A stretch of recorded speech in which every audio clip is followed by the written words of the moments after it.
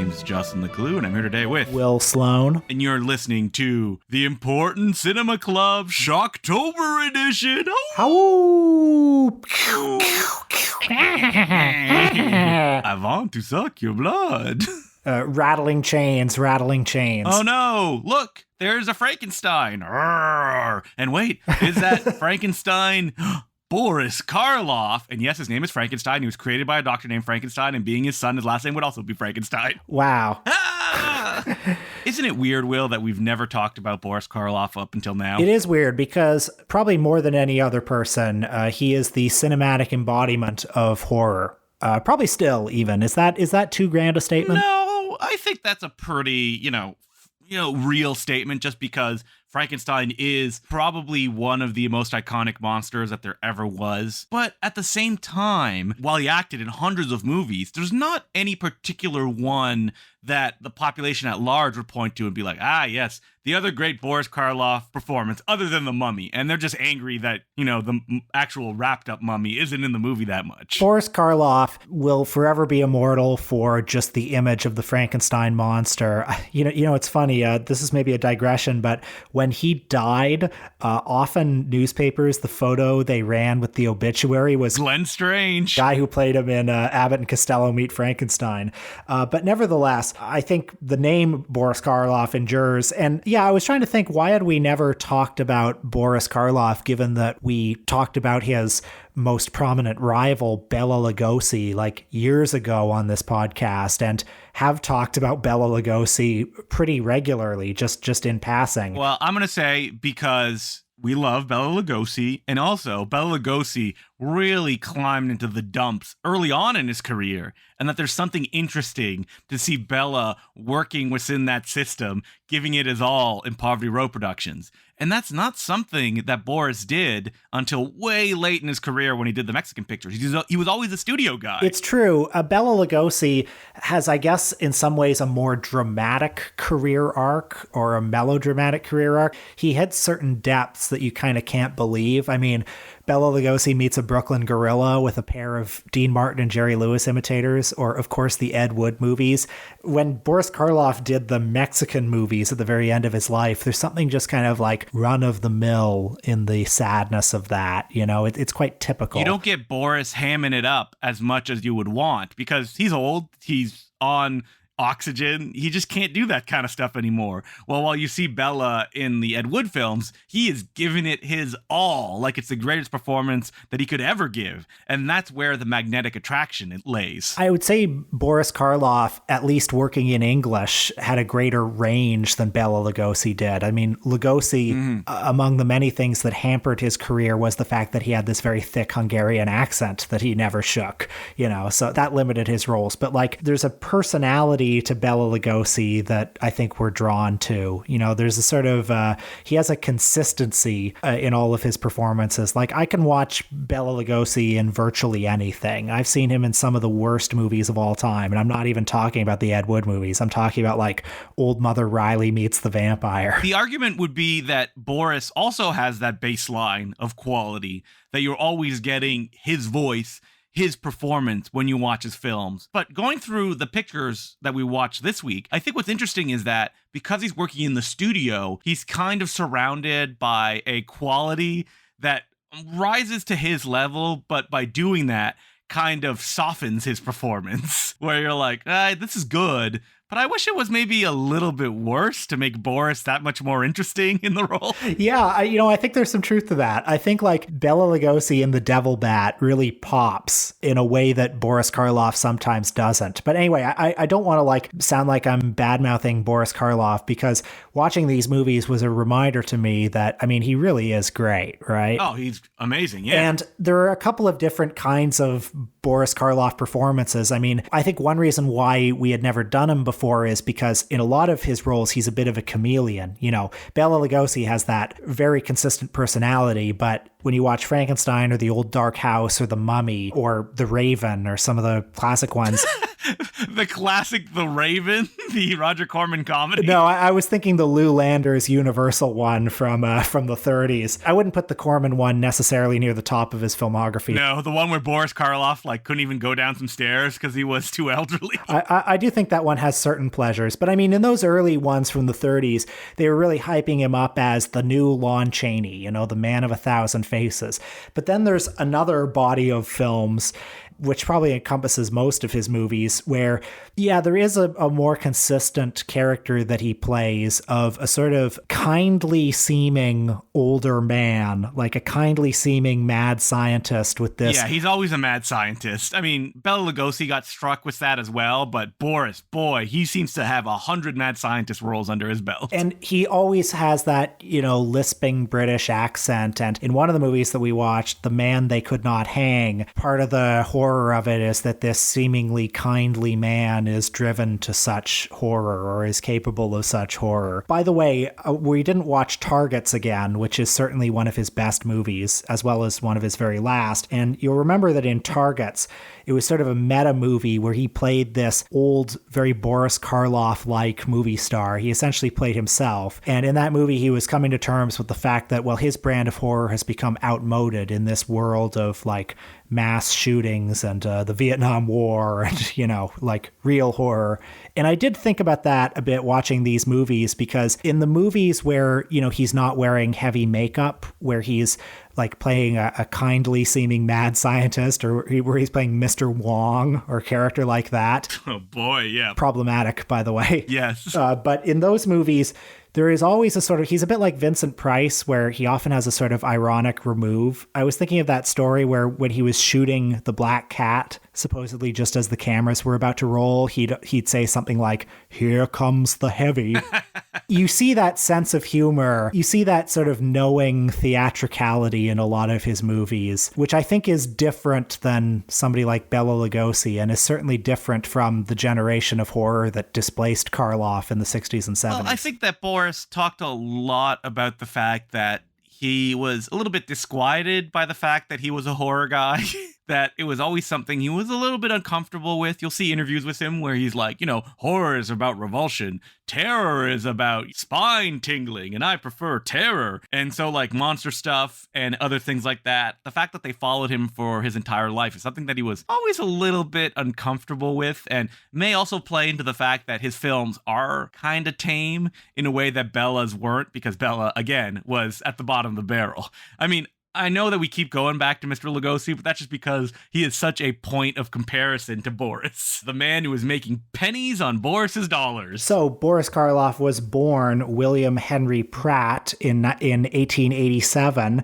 He was born in England. His father was a member of the Indian Civil Service, and Karloff himself had Indian heritage. He had Indian blood, which is something that he always hid throughout his life. He hid even though that he would play minority characters in so many movies. Yeah, I mean, he really couldn't hide it. He looked darker. So when he came to Hollywood and started acting in the 1920s in a lot of silent films, typically playing henchman roles or heavy roles, he was often cast as ethnic characters, and in fact would continue to be cast as ethnic characters pretty much for the rest of his life. I was overjoyed to see that he spent 10 years in Western Canada acting in National Film Board shorts, including his first big role in The Deadlier Sex, where he played an evil French Canadian. That's right. We have a legitimate claim on him. And most of his movies before the 1930s were pretty cheap. They were potboilers.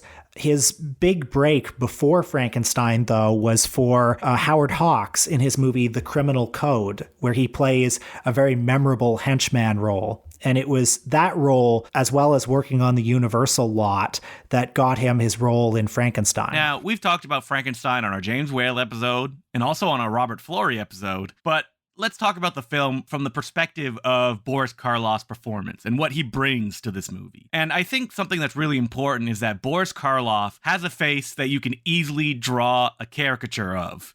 that like the way that it's defined, it's right there even before Jack Pierce puts his makeup on. Like, oh, this is Frankenstein. It's one of the most amazing faces. I mean, just the shape of it, the cheekbones, you could barely ask for better. Beyond, the expressionist style, James Whale's direction of the movie, the soundscape, the production design, it all comes down to, do you find Frankenstein sympathetic in this role? And I think Boris brings a lot to his performance. Every moment that he's on screen, there is something just pathetic, but also sympathetic about his Frankenstein.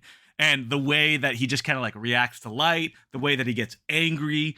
It isn't the kind of like, oh boy, this is so frightening. I mean, I'm sure people were when they saw the movie for the first time. I mean, were you ever scared of the original Frankenstein as a kid, Will? No. And I mean, I think it's important to remember that when the 1931 Frankenstein came out, there were images in the movie that, I mean, it really was a different time. The opening scene in the cemetery of that movie where the hunchbacked assistant like climbs up and cuts the hanging body. I mean, people were actually not really used to seeing a hanging man in a movie. Or in that opening scene where a casket is being buried, apparently just the sound of the dirt hitting the coffin as the gravediggers were burying it. Apparently that was very startling and disquieting for 1931 audiences. And then Frankenstein came at the screen and people were like, jumping out of the seats, even though that was like, 30 years since the invention of film. I mean, I would love to travel back in time and see this movie with a 1931 audience, but, I'm not even sure if when I was a kid, the sympathetic side of the monster fully registered with me the first time I saw it. Maybe it did. I think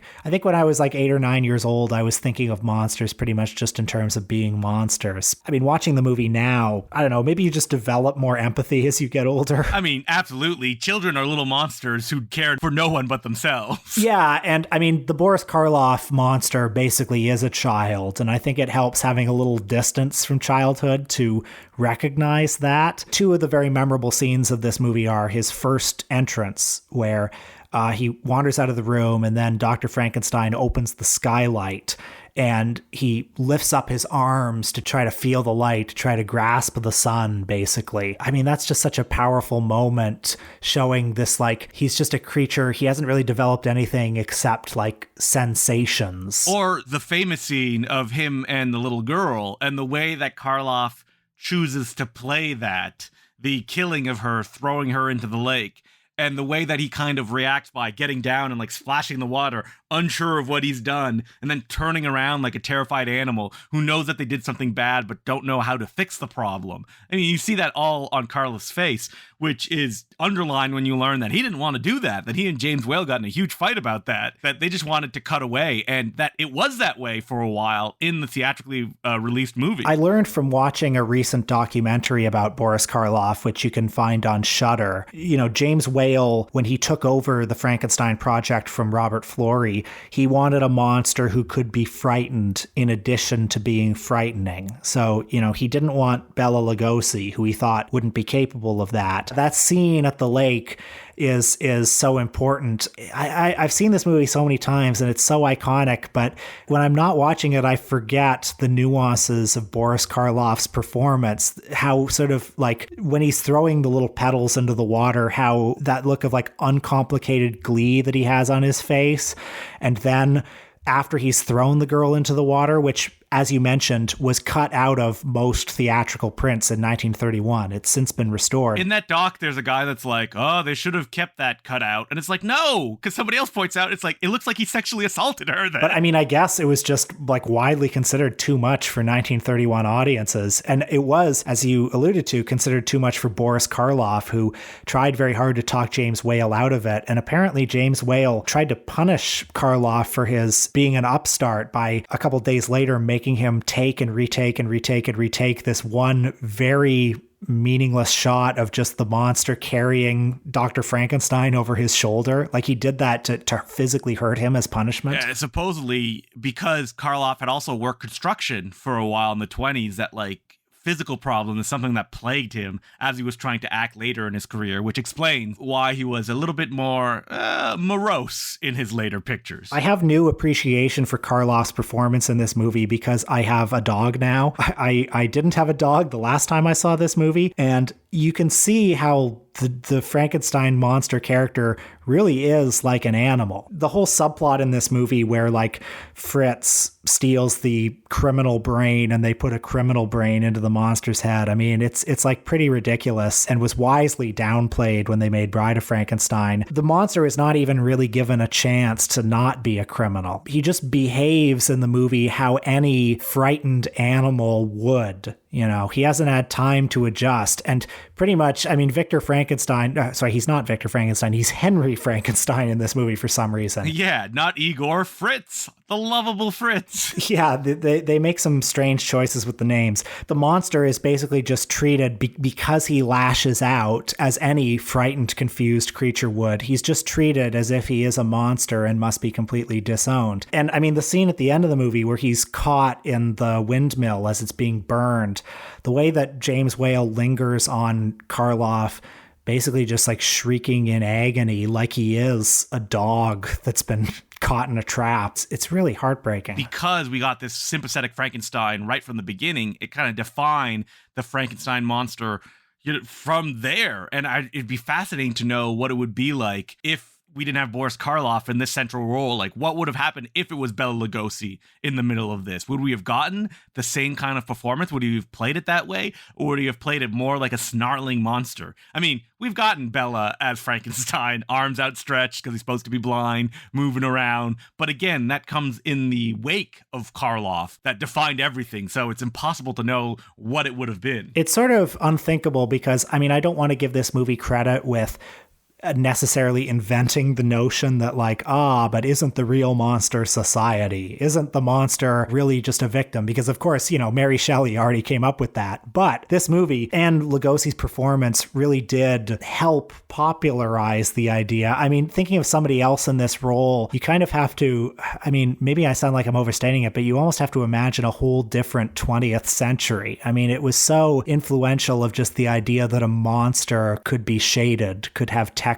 You know, certainly Nosferatu was not like this. No, it was like, look at this monster. He's scary, isn't he? And it's like, yep, that's it. That's all you got. Yeah, the fact that he's just so vulnerable and frightened in this movie. Anyway, every time I see this movie and I see Karloff's performance, I'm moved anew by just the unspoken depths in it and how almost pure the acting is. The pure delight, the pure fear. I'm rambling and I feel like I'm being hyperbolic. You're being hyperbolic about Frankenstein, yeah. Like one of the greatest horror movies of all time. I guess so. I know. I guess what I'm going to say is like there are elements in his performance that sort of anticipate to me the effect that some of the method performances in the 1950s would have. And of course, Universal, after Frankenstein, they're like, you want to play more monsters, right, Boris? And he went, do I have a choice? He did not. So he shows up in James Whale's The Old Dark House as a kind of shambling brute. He also shows up in The Bride of Frankenstein. And we have classics that we've talked about before, like Edgar G. Ulmer's The Black Cat, where you get that kind of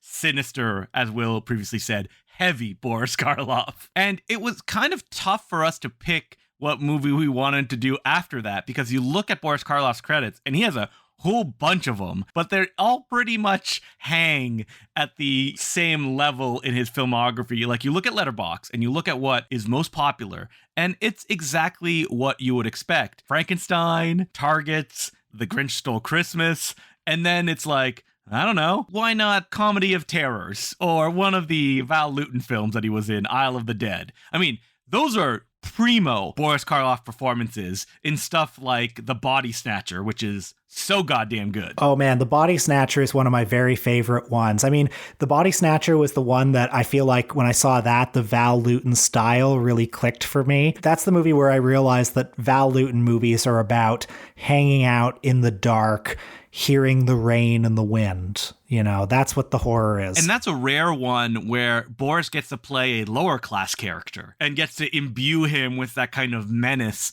that usually pops up at the end of like the mad scientist ones. And I think that's why it's a great kind of showcase for him. And of course, he gets to play a great scene with Bela Lugosi in the film. But beyond, as you said, the classic 1930s horror movies, the classic Howard Hawks and John Ford movies that he was in. Oh, and by the way, if you want to see a very different kind of Boris Karloff performance, check out John Ford's The Lost Patrol, where you see him really ham it up, you know, really play it to the rafters. It's kind of the opposite sort of performance as something like Frankenstein. But anyway, besides those, and then besides some of the Roger Corman ones from the 60s, after that, there's a vast body of movies, like the movies that he made for Columbia in the late 1930s and early 1940s. I mean, he made a relatively small number of movies for Monogram Pictures, but there's a consistency to them. And he mostly made those movies in the mid and late 1930s, movies like the Mr. Wong series or Dick Tracy Meets Gruesome. He made those films largely because horror films were banned in England in the mid to late 30s. So there was a period when he had to sort of take what he could get. But nevertheless, there's a vast body of Boris Karloff movies that, it's hard to know which are the good ones. Like, we watched one, The Man Who Could Not Hang, which was one of his Columbia pictures. And it's a very polite 70-minute film that for the first 45 minutes seems to be a kind of PSA about the importance of accepting science, and it only really takes off when Boris gets a bunch of people in his mansion and says, "I have chosen the time each of you will die. There is no escape." Boris plays a scientist who you might consider mad, society might consider mad, but you know what? Maybe he has some good points. He's experimenting with this theory that if somebody dies, he can almost immediately resurrect them using contraptions and science and beakers and stuff. And he gets there's a guy who wants to take part in this experiment. But then, right after Boris has killed him, and just as he's about to resurrect him, the police come and arrest him. And he says, no, don't you understand? You're going to be killing this man. Let me just do the thing. Let me just arrest him. Well, they don't let him do the thing. And so he is put on trial, put to death, but his brilliant scientific technology is able to resurrect himself. And then he goes on a trail of vengeance against everyone who has ever wronged him. That's when he starts to get a little less sympathetic, in my opinion. And that starts happening about 50 minutes into the 70-minute movie, just so people will know. We see the whole trial, and you do get Boris giving a big, important speech about the importance of scientific progress. But it's one of those films that you feel the filmmaker is a little bit uncomfortable with the horror, so he really only gets to it at the end. And while you get good Boris, the movie itself is just kind of, at this baseline that makes it difficult to be like, oh, this is a Karloff one that you got to see. I do hear you, although I do think the good Boris in this movie goes a long way. I mean, it's great, but you understand why it falls between all these other Boris making films with Hang in the title. Because I was looking and I'm like, oh my God, there's more than one that he did that has Hang right there. And it's like, which one is which?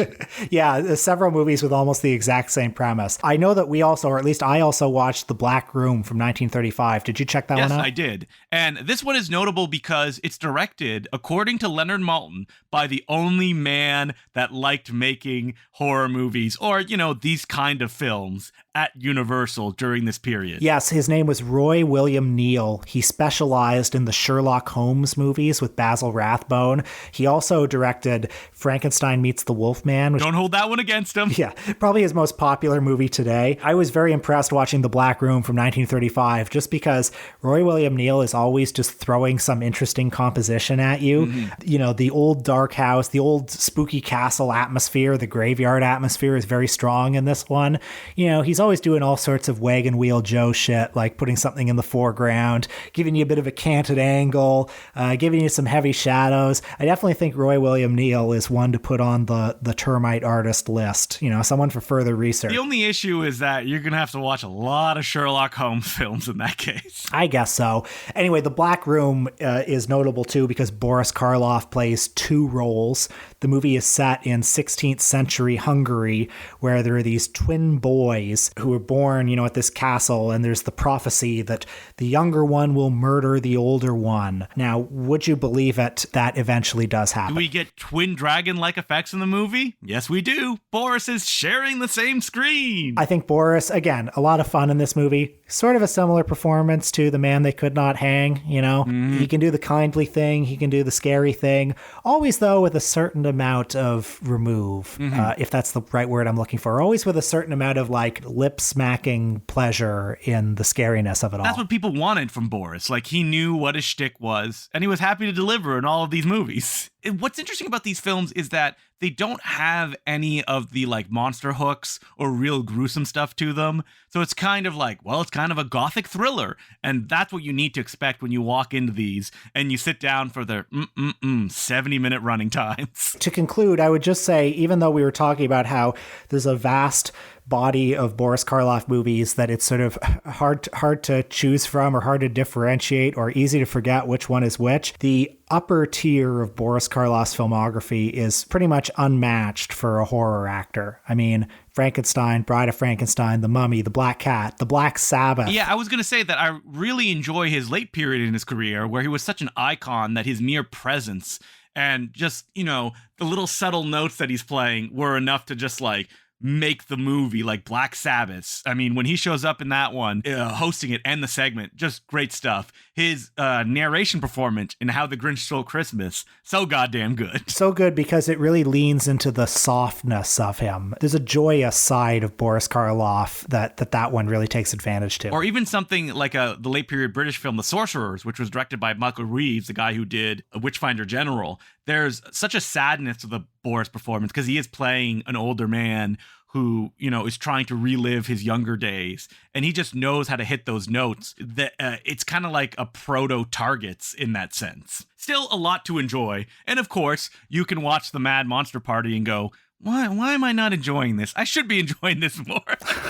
Which is the experience I have almost every 2 years when I watch it. So, Justin, that's it for Boris Karloff. Do we have any letters? We do have letters, as per usual. You can reach out at Important Cinema Club Podcast at gmail.com. Our first letter is from Grendel, and he goes, Dear Important Cinema Club, been listening to the podcast for a couple weeks now. It's quickly become my favorite. I actually came across you both first on Letterboxd. I'm skeptical of most film podcasts, but when I saw you talk about truly important things in life, such as martial arts movies and the Three Stooges, Warner Brothers cartoons, and men in gorilla suits, I realized you two are on my cinematic wavelengths. I mean, those are, the important food groups, right? That's right. I've since learned about your Golden Ninja video label, and I gotta say, the disc you put out look really sick. Only problem is, I'm still someone that doesn't own a Blu-ray player. I'm still someone that buys DVDs and VHS, and you would be surprised what DVDs people are getting rid of lately in favor of recent releases from your boutique Blu-ray labels. I do get a little jealous about missing out on some of the cool new releases, and even Criterion seems to be phasing out its DVDs. I guess what I'm asking is, should I switch over to Blu-ray? What am I missing out on, if anything? Always keep up the good work. Appreciate what you do, Grendel. So, I've run into a lot of people who are like, well, I don't have a Blu-ray player. I watch everything on streaming. And this happens like all the time when people look at like Golden Ninja Video Blu-rays I have out for sale. They're like, wow, discs are still around? To which I say, yes, they've never been more popular by weirdos like me who buy them in metric tons. On the other hand, I would also say Blu-ray players are really cheap now. Like you can get one for like $30. There's really no reason not to pick one up at this point because also people are getting rid of all their Blu-rays. So you can get them really cheap on the corner and pick them up and be like, wow, okay, this is interesting. And also, Blu-rays, when it comes to special features, if you like us talking about this stuff, Blu-rays have so many more special features due to the data that they have on them versus DVD. If you've been consuming DVD for this long and, the picture quality, it's fine, then when you go to Blu-ray, while there is a difference, it won't be mind-blowing or anything just because, it doesn't make that big a deal for you, but you'll just have so much more to enjoy on the Blu-ray disc, especially if some people start putting out, boutique labels on the side of the road because they, come to their senses and go, well, I don't need all this stuff. And also, most importantly, it's at a price point that's really not that bad anymore, as opposed to 4K Blu-ray players, which are still ridiculously expensive, like $150 if you want to pick one up. I mean, yes, it really comes down to the fact that Blu-ray players are really cheap now. And since you seem to be a collector of physical media anyway, and since you are longing, as you should be, for those Golden Ninja Video releases, it seems like a no-brainer to me. I should point out to people that are on the fence of, should I get into Golden Ninja Video and you haven't yet? I put the commentary for Bela Lugosi Meets a Brooklyn Gorilla on YouTube. Just search Bela Lugosi Meets a Brooklyn Gorilla commentary, you'll find it. And once you listen to that, you're going to be like, God damn it, I need all of these now. So check that out. and be jealous that you missed out on ones that are currently unavailable. And our next letter is from James, and it goes, Dear Justin and Will, following the recent Golden Ninja video announcement about White Zombie and the current spooky season reminded me of some of my favorite horror hosts. As a good Midwestern kid, I grew up watching Svengoolie on Saturday nights, and recently I've gotten into Joe Bob Briggs' Last Drive-In, and I've been watching reruns of Elvira. I really feel like with the internet, the idea of horror movie host is a bit of a lost art that you don't see around anymore. Do you have any fond memories of watching these types of movie programs with the host? Or are there any weird or unknown Canadian horror hosts you watch a lot of? Thank you so much. I've been a long-time listener and Patreon subscriber, and I appreciate the hours of content y'all provided while I scrub toilets at work. Ow! Happy Halloween, James. Well, I think this is an interesting question because Justin and I think I can speak for you here. We really didn't grow up with horror hosts. I think there were sort of two waves of horror hosts. There's like, the 50s and 60s, and then there was this other wave in the 80s led by Joe Bob Briggs and Elvira that was sort of ironic. It was sort of for like baby boomers who had grown up. Like Joe Bob Briggs and Elvira were before my time. I think the closest thing I had to a horror host growing up was Mystery Science Theater 3000. Well, Will, I'm about to shock you because I was about to answer the same thing as you, and then I remembered we did have a horror host. We had our good friends at YTV for the One Dark Night Marathon. Yeah, so YTV was the local youth television channel, kids shows. Between the shows, you'd have the PJs. They were program jockeys who would like introduce the shows and stuff. And then every year on Halloween, there'd be a thing called Dark Night where they would do skits and stuff. And it'd be really spooky. And they'd show episodes of Goosebumps and Are You Afraid of the Dark? And you, Justin, you and Peter invited PJ Phil and PJ Paul to the Royal Cinema a couple of years ago to like recreate the magic. Not only did it once, we did it twice because people could not get enough of it, which really shows that there was nostalgia for this kind of like horror host thing. And it's kind of surprising they didn't try to capitalize it on any way and do, the classic like, YTV, we're just showing a bunch of public domain films. And we could have got some like, ironic Gen Xers to introduce it. But that never really happened in the 90s. I know they existed in local markets, but like in Canada, we didn't really have any that I watched, at least. I also think PJ Phil just should have had George Stroumboulopoulos' career, don't you think? But he did not. But people that grew up with him, we still have the memories. And if you look out at the Toronto night, perhaps you will still see him wandering about. And if people are wondering like, hey, what's this White Zombie thing? Well, me and Will are going to be putting out a Golden Ninja video Blu-ray in a couple of months of the Bela Lugosi film White Zombie. And because you may be wondering, wait, you're putting out White Zombie? Didn't Kino put that out a few years ago? Yes, they did, but they didn't put out a 16mm scan that used to belong to a library. That's right. It's going to be a beautiful preservation of the shittiest print of White Zombie you've ever seen, which I think is going to give it a whole different kind of atmosphere and authenticity. And me and Will acted in a few little horror host segments. Will wears multiple masks, puts on makeup.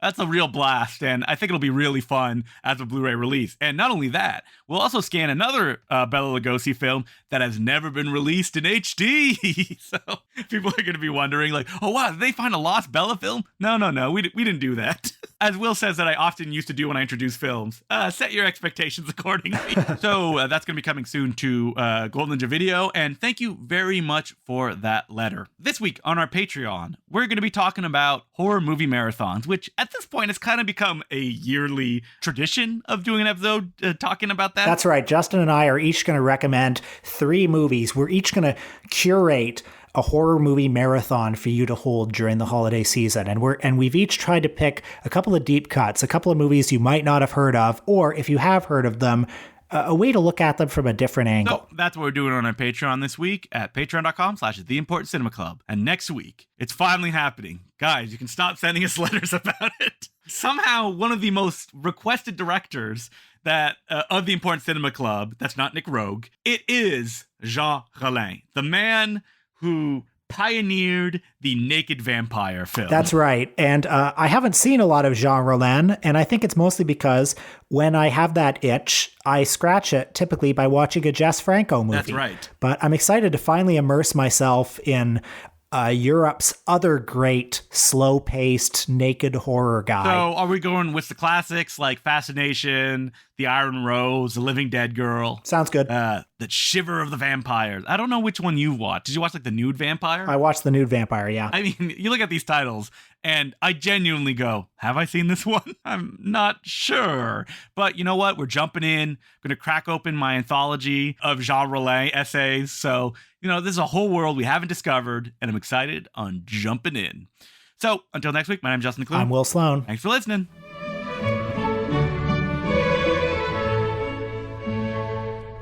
Just want to remind you that I will be hosting a 24-hour horror movie marathon this October 29th, which is a Saturday, starting at 11 a.m. Eastern Standard Time. It will be happening on Twitch, and for the channel and more information, check out the pinned tweet on my Twitter profile at DeclouJ, DECLOUX, and the letter J. I would also like to thank some of our new Patreon subscribers, who include Ruben Vasquez, Philip Willock, Regan Jones, Tony Gleed, John Walsh, Jason B., Hugh Brown, Matthew Smith, Neil Roberts, Ian McNamara, Thomas Prieto, Ben Walsh, Jude Lindsay, Michael Van Cleve, Cole Smith, Johannes Matrup, Michael Lane, Josh, Connor Willingham, Mariano Velasco, Zach, Mickey Savage, and Philip Jeffries.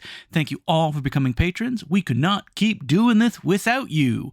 We now return you to regular scheduled programming. So I am recording this podcast from Berlin. That's Berlin in Germany. I haven't really had that much of an opportunity to do a lot yet, although I intend to do things. So, this would typically be the part of the podcast where I would fill Justin in on all the sort of fun, movie related things that I've done.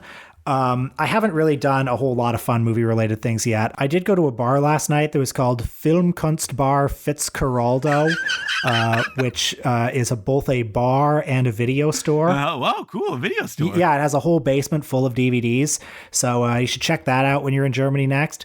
The other big film-related thing that I've done was on the plane, I watched Indiana Jones and the Temple of Doom. Just to put you in the mood of I'm going to a foreign country. Who knows what they'll feed me? Yeah. Oh boy, this isn't racist at all.